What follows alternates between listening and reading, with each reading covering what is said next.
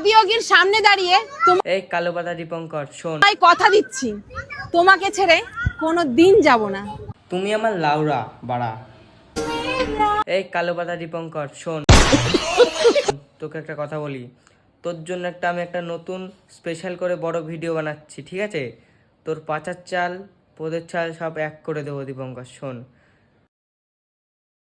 তো গাইস, এই এক গান্ডু ঠাপানি মাল, ঠিক আছে? বউ দিয়ে ব্যবসা করছে ভাই, কি বলবো, আর ভিউজ তুলছে, ভিউজের নামে ভিউজ উঠছে।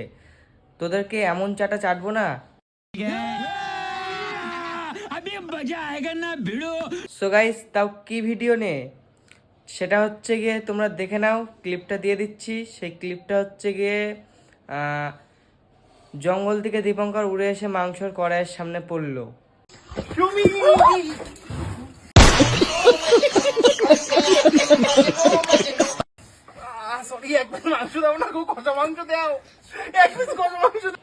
সো গাইস, তোমরা কেউ কোনোদিন বাবার জন্মে মাংস খাওনি?